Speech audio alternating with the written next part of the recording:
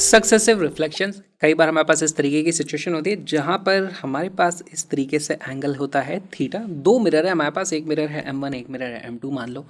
यहाँ पर हमारे पास कोई लाइट रे इस तरीके से इंसिडेंट है। लेट्स से ये मेरे पास लाइट रे इंसिडेंट हो गई ऐसे। और राइट, अभी मेरे पास लाइट रे आ रही है, तो बताओ इसके साथ हो गया क्या। पहले तो यहाँ पे रिफ्लेक्ट होगी कुछ इस तरीके से, पहले बनाओ नॉर्मल। ये है मेरे पास नॉर्मल, यहाँ से लाइट रे इस तरीके से अब रिफ्लेक्ट होके जाएगी इधर, है ना। और अब यहाँ पर फिर से रिफ्लेक्शन होगा इस तरीके से, ये नॉर्मल है हमारे पास दूसरी। और यहाँ पर जो रिफ्लेक्शन होगा उसके बाद लाइट रे इस तरीके से जाएगी ऐसे कुछ, ठीक।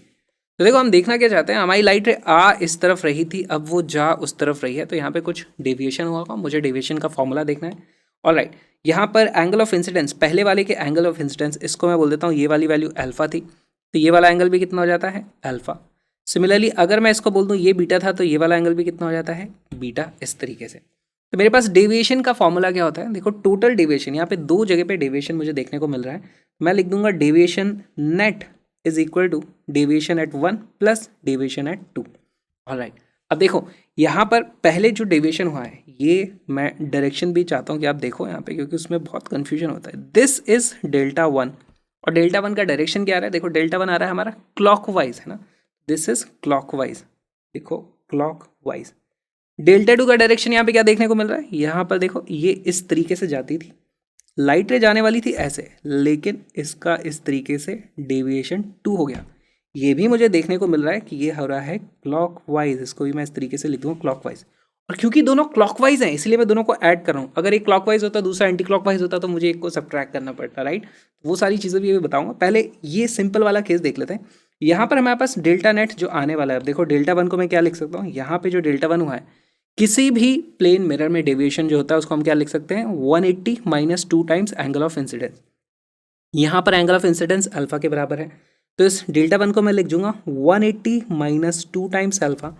सिमिलरली डेल्टा 2 को मैं लिख सकता हूँ 180 माइनस 2 टाइम्स बीटा, क्योंकि इसके लिए एंगल ऑफ इंसिडेंस बीटा के बराबर है।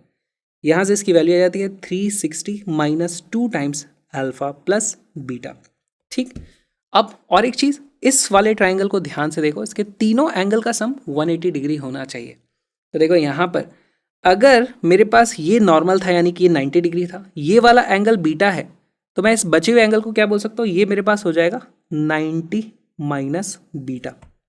सिमिलरली ध्यान से देखना, ये मेरे पास 90 डिग्री था, ये एंगल है मेरे पास अल्फा का, तो ये जो बचा हुआ एंगल है ये वाला, ये कितना हो जाएगा 90 माइनस अल्फा। तो इसको मैं लिख दूंगा दिस इज 90 माइनस अल्फा, इसको भी लिख देते हैं 90 माइनस बीटा, ठीक। तो अब इस ट्राइंगल में मेरे पास तीनों एंगल का सम होना चाहिए 180 के बराबर, तो मैं लिख दूंगा theta plus 90 minus alpha plus 90 minus beta is equal to 180 degree. यहाँ से देखो 90 90 180 कट जाएगा, और अल्फा प्लस बीटा की वैल्यू कितनी आ जाती है थीटा, तो अल्फा प्लस बीटा की वैल्यू आ जाती है मेरे पास थीटा के बराबर। इसी को आप यहाँ पे रख दोगे तो हमारे पास जो डेल्टा नेट की वैल्यू आती है, डेल्टा नेट, उसकी वैल्यू आ जाती है मेरे पास 360 माइनस 2 थीटा। अच्छा, ये क्लॉकवाइज था, ये क्लॉकवाइज था, तो ये भी किस में आया होगा मेरे पास क्लॉकवाइज, ठीक। फील करने की कोशिश करते हैं। हमारे पास लाइट रे ऐसे आ रही थी, अब वो ऐसे जा रही है, डेविएशन किसको बोलोगे, हमें पहली बात तो क्लॉकवाइज डेविएशन हुआ, ये इधर जाने वाली थी, इस पॉइंट से देखना, इस पॉइंट से इधर जाने वाली थी, लेकिन अब ये क्लॉकवाइज डेविएट हुई है इस तरीके से, तो ये अब इधर जा रही है। हमारे पास जो डेल्टा नेट डेराइव हुआ है वो एक्चुअली ये है, देखो this is delta net.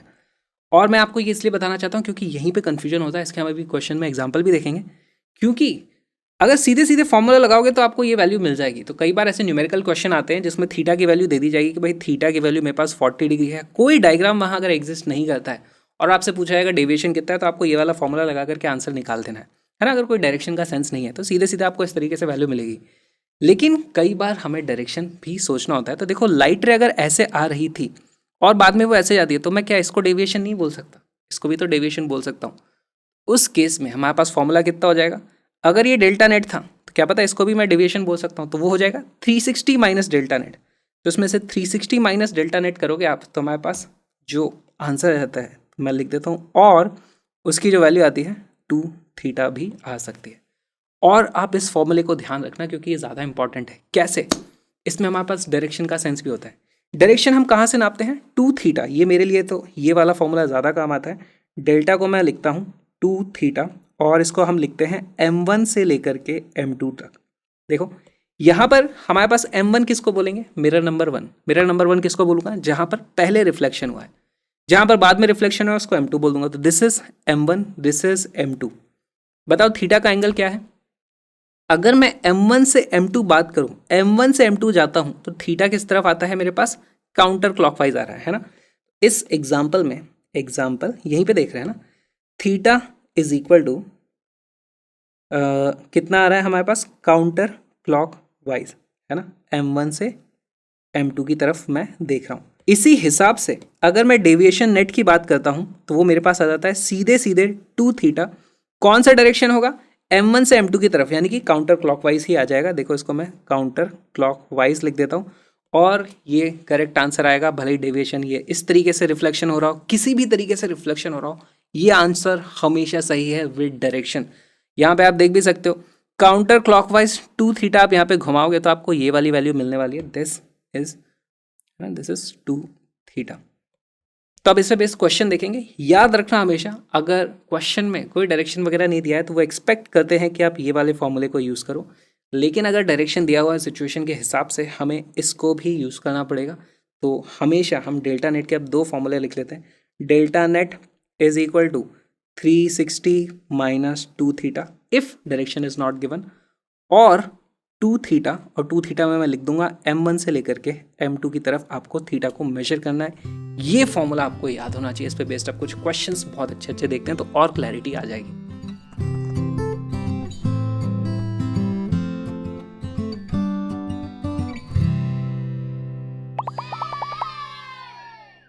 A light ray is incident at an incident angle theta 1 on the system of two plane mirrors m1 and m2 having an inclination angle 75 degree between them as shown in the figure। यहाँ पे हमें 75 degree का angle दिया हुआ है।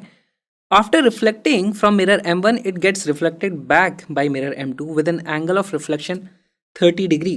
The total deviation of the ray will be। तो इस तरीके के क्वेश्चन को कैसे सॉल्व करोगे? देखो यहाँ पर ज़्यादा दिमाग नहीं लगाने की ज़रूरत है, हमें कोई डायरेक्शन वगैरह की चीज़ें ज़्यादा दी हुई नहीं है ना, कि किस तरफ हमें डेविएशन कंसिडर करना है। तो यहाँ पर मैं सीधे सीधे फॉर्मूला लगा सकता हूँ। डेल्टा नेट की वैल्यू कितनी होती है? 360 माइनस 2 टाइम्स थीटा। वैल्यू रखोगे यहाँ पे थीटा की जगह 75 डिग्री, तो यह आता है 360 minus 150 which is equal to 210 degree, और यही हमारा करेक्ट आंसर हो जाएगा। ये आपको यहाँ पे मार्क कर सकते हो। लेकिन मुझे थोड़ा कन्फ्यूजन लगता है, क्यों? क्योंकि देखो यहाँ पर एक्सपेक्ट किया जा रहा है हमसे टोटल डेविएशन कैलकुलेट करने को, है ना। तो पहले आप डेल्टा 1 निकालोगे, फिर डेल्टा 2 निकालोगे, दोनों को सेम साइन में आएंगे तो दोनों को आप ऐड करोगे तो आपको 210 का आंसर आता है। देखो फील करने की कोशिश करते हैं।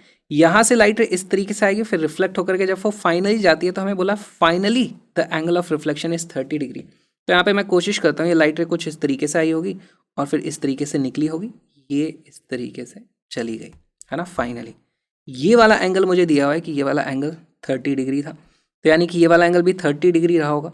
अगर वो एंगल 30 डिग्री रहा है तो ये वाला एंगल कितना रहा है? 60 डिग्री। अगर इस ट्राइंगल की बात करूँ, यहाँ पर एक 75 डिग्री है, दूसरा 60 डिग्री है, तीसरा वाला एंगल हमारे पास कितना हो जाता है? क्योंकि ये 60 है तो ये वाला एंगल बचता है मेरे पास सिर्फ 45 डिग्री। अगर ये 45 डिग्री बचा हुआ है तो इसका मतलब ये वाला एंगल भी 45 रहा होगा, यानी ये वाला एंगल भी 45 रहा होगा। अब देखो यहाँ पे डेल्टा 1 मैं किसको बोलूँगा? यहाँ पर पहली बार डेविएशन कितना हुआ है? राइट रे ऐसे जाने वाली थी, उसकी बजाय वो इधर मुड़ गई है इस तरीके से, तो मैं बोलूँगा deviation number 1, this will be my delta 1, this will be delta 1।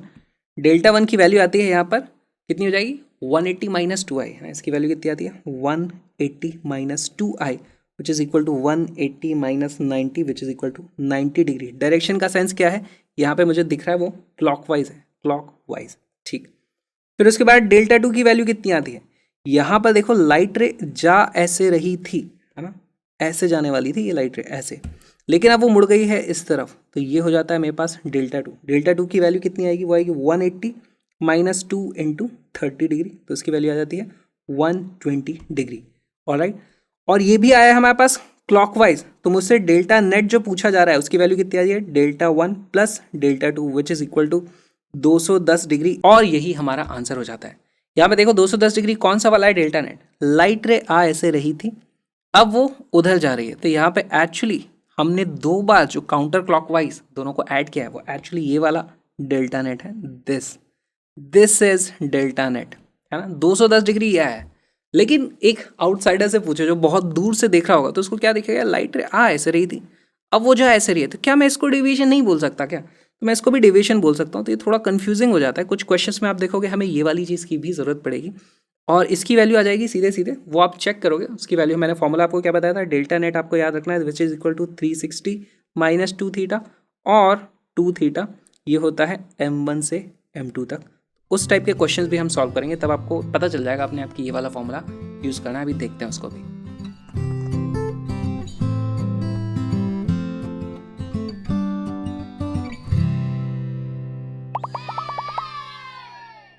Deviation suffered by ray after 2 successive reflections in the given situation as shown in the figure is।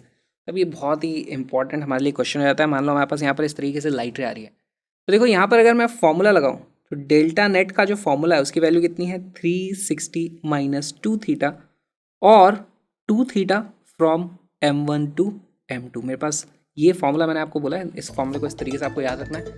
Video को पॉज करो, सॉल्व करने की कोशिश करो।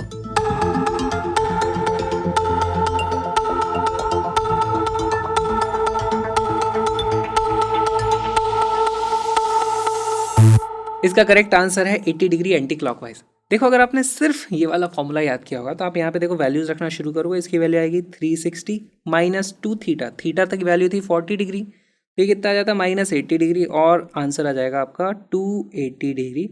और आप देखोगे यहाँ पे ये ऑप्शन भी नहीं है, तो ऐसे केस में क्या करें, हमें दूसरे वाले फॉर्मूले को यूज़ करना पड़ेगा, है ना। तो हमारे पास डेल्टा नेट की जो वैल्यू आ जाती है वो आती है 2 थीटा m1 से लेकर के m2। हमारे पास साइन भी है क्योंकि यहाँ पे साइन भी पूछा है। 2 थीटा की वैल्यू कितनी है, सीधे सीधे दिख रहा है मुझे 80 डिग्री। तो भाई अब मेरे पास 80 डिग्री आंसर है, लेकिन इनमें भी डायरेक्शन दिया है, डायरेक्शन कैसे पता करोगे? देखो यहाँ लिखा है m1 से m2।